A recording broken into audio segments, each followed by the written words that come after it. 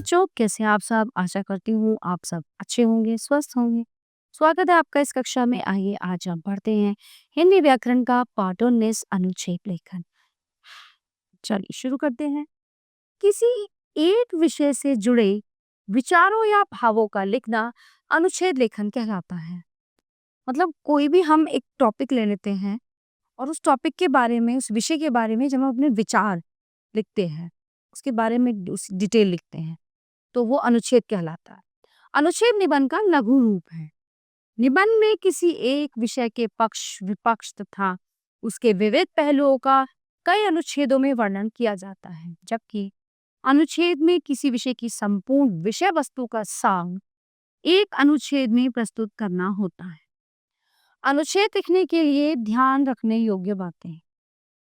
विषय से संबंधित सभी विषयों को लिख लीजिए। संपूर्ण सामग्री को अत्यंत संक्षेप में लिखिए। इस कक्षा में 120 से 150 शब्दों का अनुच्छेद लिखना काफी है। अनुच्छेद में सूक्तियों, काव्यांशों या घटनाओं का वर्णन नहीं किया जाता है। पहले विषय की भूमिका बनाई जाती है, फिर मुख्य विषय को आरंभ कर दिया जाता है। तो अभ्यास के लिए कुछ अनुच्छेद यहाँ पे दिए गए हैं, चलिए देखते हैं।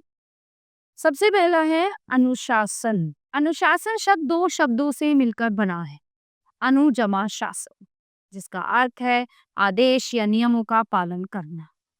मनुष्य को जीवन में हर कदम पर अनुशासन की आवश्यकता पड़ती है। दैनिक जीवन, विद्यालय, कार्यालय, बैंक आदि सभी जगहों पर अनुशासन जरूरी है। अनुशासन ही राष्ट्रोन्नति का आधार है। अनुशासन दो प्रकार का होता है, दंड या भय के कारण तथा दूसरा स्वेच्छा से।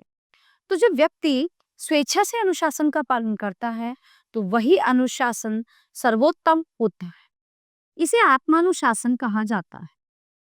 जिस देश के नागरिक अनुशासित नहीं होते वो देश धीरे धीरे पतन की ओर जाने लगता है।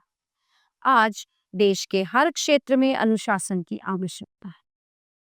विद्यार्थी जीवन से ही अनुशासन की आधारशिला रखी जाती है, अतः विद्यार्थियों को अनुशासन प्रिय होना चाहिए। अगला है पराधी सपने हूँ सुख नाही। तीसरा है मैं फूल हूँ जहां चाह वहां रहा। नंबर 5 है समाचार पत्र। चलिए एक और पढ़ लेते हैं समाचार पत्र। समाचार पत्र वर्तमान युग में प्रजातंत्र की शक्ति का आधार है। समाचार पत्र एक ओर जनता की आवाज है तो दूसरी ओर जनगणना का माध्यम भी है।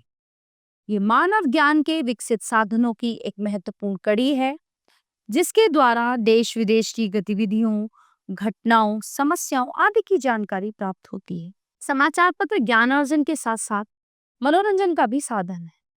समाचार पत्रों के द्वारा आज तो व्यापार, शिक्षा, मनोरंजन आदि से संबंधित अनेक विज्ञापनों एवं सूचनाओं का प्रसारण भी होता है।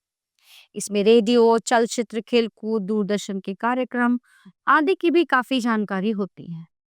समाचार पत्र हिंदी और अंग्रेजी के साथ साथ कुछ प्रादेशिक भाषाओं में भी प्रकाशित होते हैं।